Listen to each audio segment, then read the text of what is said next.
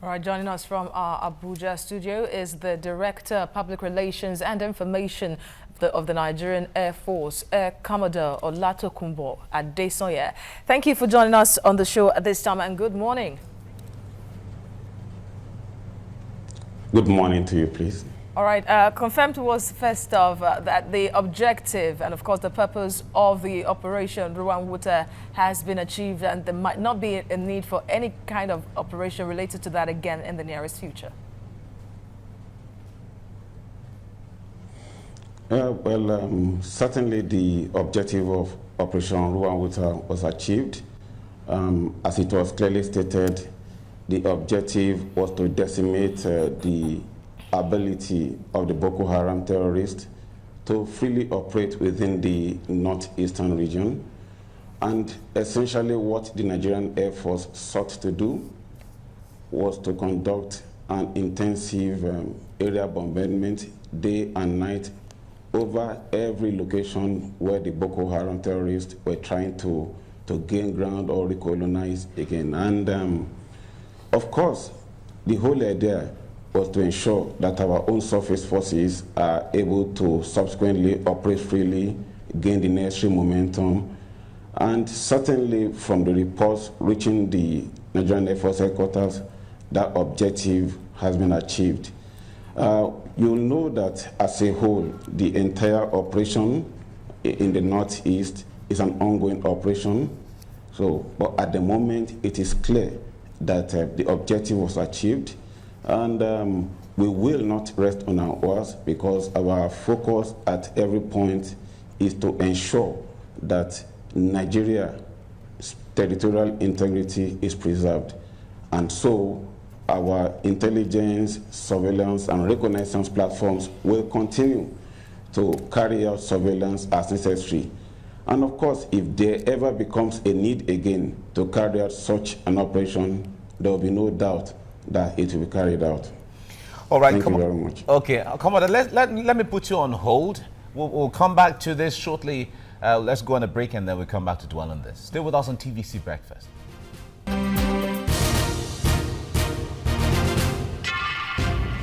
Right, if you're just joining us, you're watching TVC Breakfast, and on this segment, we are discussing with the Director of Public Relations Information of the Nigerian Air Force, Air Commodore Olatokunbo Adesoye, and we are talking about the activity of Operation Ruwan Wuta in the northeast of Nigeria that has just been concluded. Now, Commodore, let me come to you on this.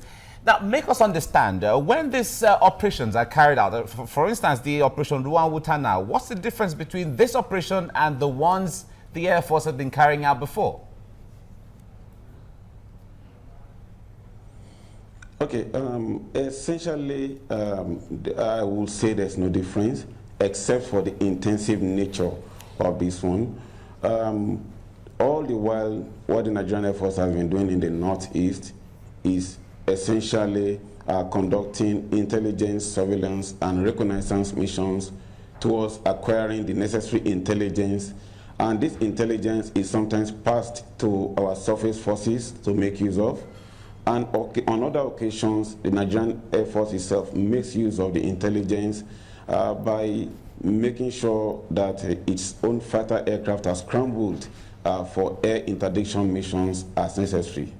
On this occasion, the Chief of the Air Staff, Air Marshal Sadiq Abubakar, of course, together with the entire leadership of the Nigerian Air Force, had a close meeting and felt that with some of the bits and pieces of information coming, that there was a need to carry out an intensive operation. The whole idea is to actually break the will and the capability of the Boko Haram terrorists. And for me, one thing that's been gratifying is the fact that in the past 2 weeks or so since the conclusion of the operation, it's been quiet out there. And for those of us who were involved in one way or the other, it gives us a lot of joy.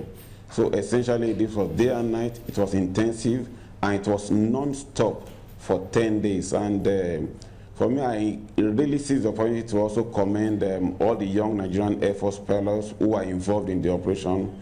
I was there for about 7 days within that period, and I saw what they were doing, flying day and night, and I think Nigerians should be proud that we have such committed people who are so focused at this time.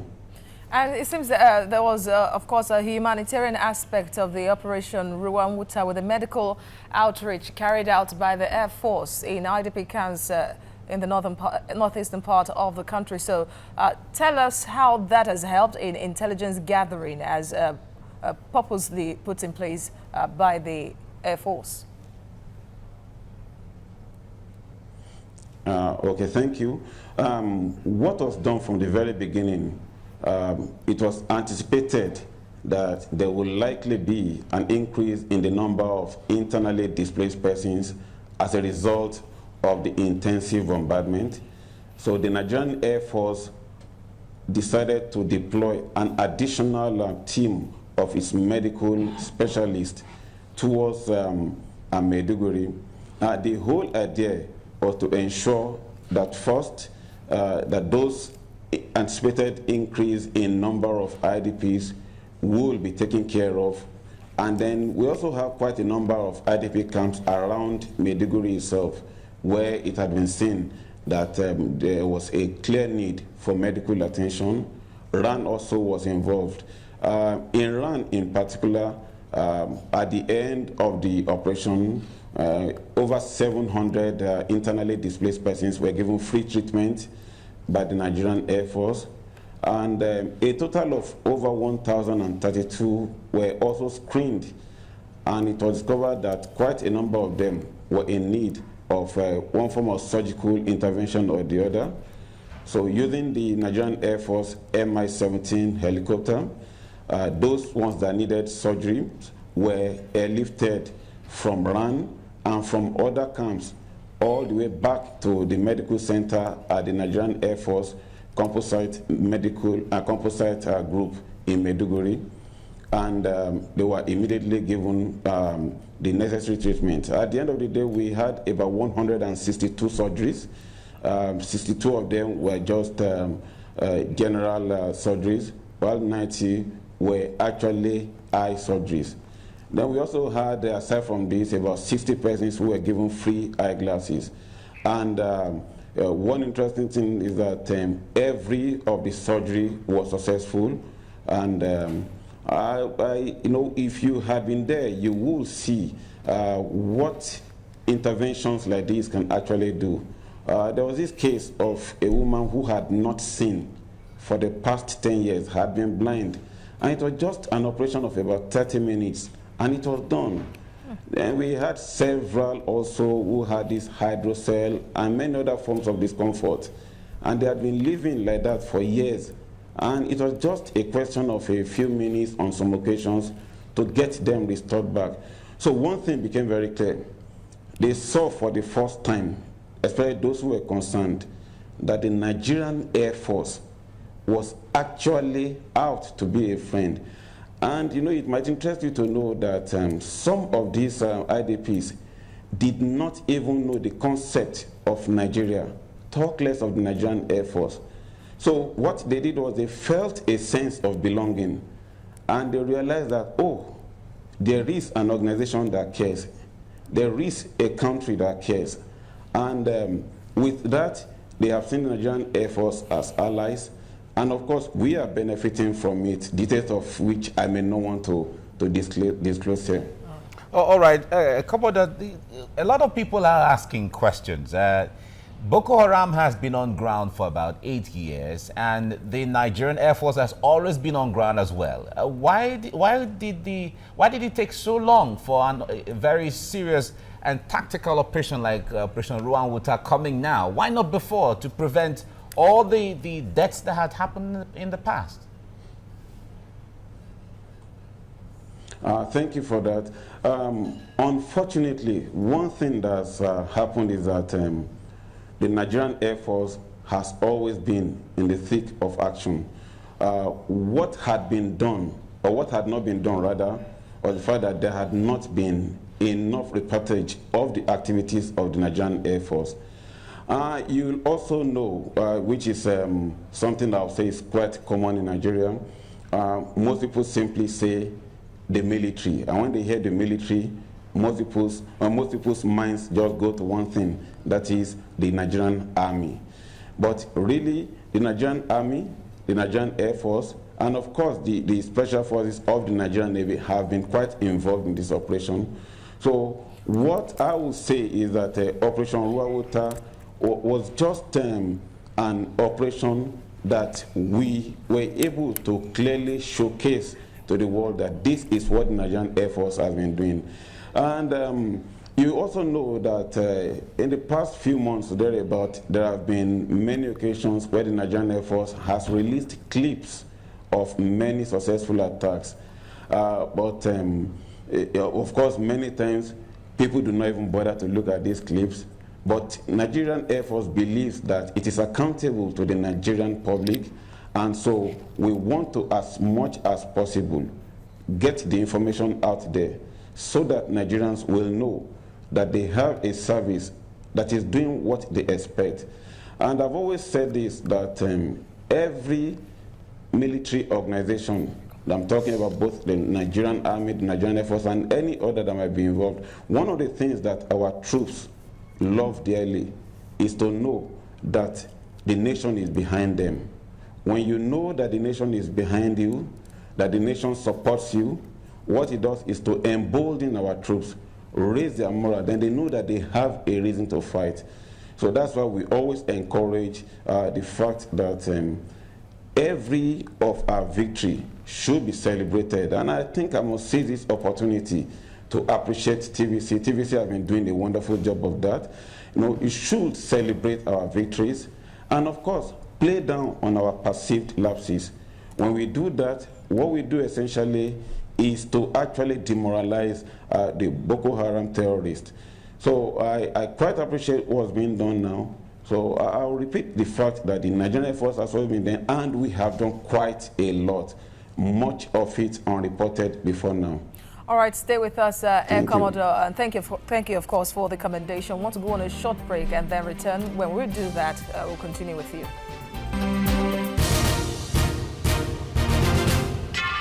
Glad to have you back, and we still have with us Air Commodore Olatokunbo Adesonya, the Director of Public Relations and Information of the Nigeria Air Force, and he's been doing for us the overview of Operation Ruwan Wuta to rout the remnants of Boko Haram terrorist group in the northeastern part of the country. Thank you for holding on, Air Commodore. Now, we understand that the Air Force also went beyond the Nigerian airspace during the period of Operation Ruwan Wuta.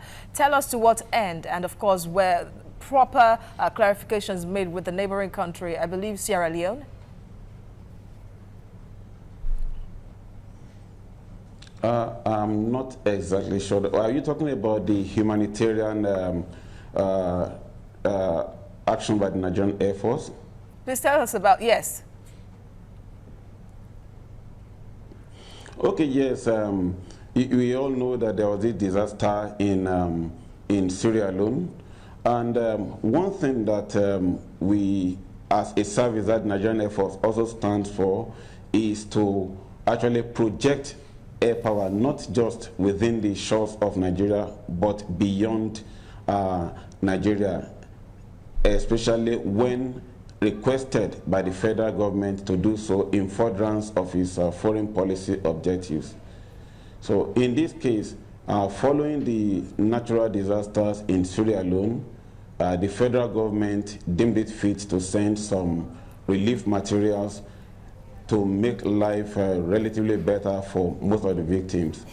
And to get those relief materials over to Sierra Leone within the shortest possible time, the Nigerian Air Force, as it stands in Nigeria as a whole, stood the best chance of doing that.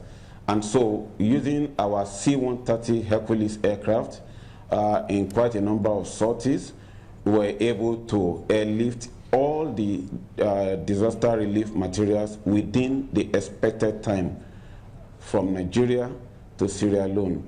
And it was a way of projecting air power beyond the shores of this country, and I believe we did the nation proud. And of course, it wasn't as if it was the first time we'll be doing that. That's projecting our air power beyond the shores of this country.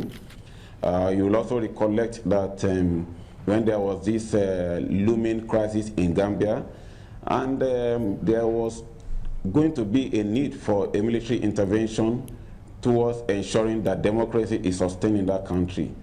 The Nigerian Air Force was the very first, and I think the only service that was able to put down its fighter aircraft on ground in Senegal in readiness for the operation. And it actually did some passes, what we call passes, some missions over Gambia, and it was sending one clear message to the then President Yahya Jammeh that you need to move out and let democracy reign.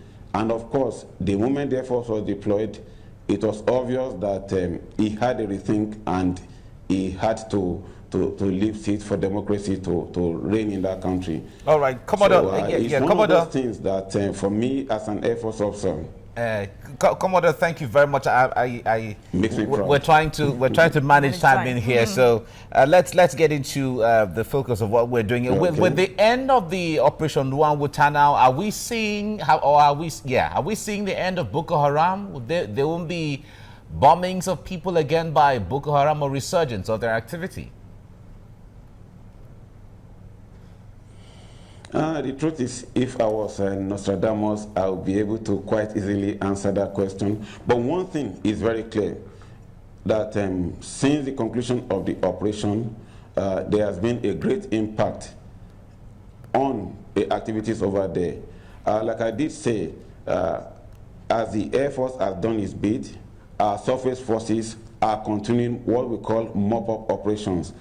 And we have essentially softened the targets for them, and they are doing what they need to do also. It's our expectation that this will bring quite to the end what we want, and that's to break the will of the Boko Haram terrorists. You know, they've always been dispersed, and right now they are even more in disarray. And we will continue to do our very best to ensure that they are not able to regroup. That is what is done on a daily basis. As I speak now, we have pilots who are flying from about midnight till all through the night, all through the day, carrying out what we call the intelligence, surveillance, and reconnaissance missions. The whole idea is to ensure that there is no regrouping. And once we see any regrouping, or we see any logistics base being imagined, or any line of communication that's becoming obvious, we just take it out. So we will continue to do that, with the hope that Nigerians will be safer. All right, tell us the discovery of the Air Force during the operation in Sambisa Forest, how the activities of the members are discovered on ground, because at the point we got information from Air Force that a flag of the terror group was hoisted at the border of the country. Yes, I think you'll be referring to that was about, I think, on the 7th of September, one of the targets that we took out. What happened was that we had about this building that had two Boko Haram flags in front of it. It wasn't as if the hosting of flags of taking a territory, no, it was just this building. And what was done on that day was to take out the building immediately. We discovered that in most of the attacks that took place during the Operation Ruwan Wuta period, we always had Boko Haram terrorists trying to meet in buildings. And of course, after our ISR platforms had indeed confirmed that they were Boko Haram, and I think clearly, without being sure of this, that if Operation Ruwan Wuta was not carried out, there could have been a series of resurgent attacks from the Boko Haram terrorists, but what was done was to take them out using the principle of surprise. And I'm quite happy that we did that. So, like I said, most of the time there were meetings, and these meetings and of course, when we had them meeting and we take out the structures, it meant that we neutralized them on most of the occasions. All right. We have not forgotten, Nigerians have not forgotten one way or the other, the activity that, or the mistakes at RAN. After carrying out your BDA, or the battle damage assessment, talk to us, were there any collateral or damages or mistakes carried out by the, or the course of the operation of Ruwan Wuta, even if it didn't affect any or take any human life? Okay, thank you very much for that question. I was actually going to talk about that. After each attack, we always did a battle damage assessment. And then the Chief of the Air Staff, Air Marshal Sadiq Abubakar, also directed at the end of the entire operation for a battle damage assessment to be conducted over the entire stretch of locations that were attacked. One thing that we saw clearly that there was nil Boko Haram terrorist activity in all the locations. I'm talking about places like Parisu, Njemia, Garima Loma, Mangosum, and the rest of the places. So they were clear of Boko Haram terrorist activities. And before any of these attacks were launched, like I did say, we had several intelligence, surveillance, and reconnaissance missions. So the whole idea was to confirm and reconfirm that those places that were being attacked, they were actually selected, and the only set of people that were there were the Boko Haram terrorists, who were holding one form of meeting or the other. So they were, to the best of our knowledge, and of course, if there has been any, we will have known there was no collateral damage. Okay. Well, thank you so much, Air Commodore Olatokunbo Adesanya, the Director Public Relations and Information of the Nigeria Air Force. Thanks for talking to TVC Breakfast.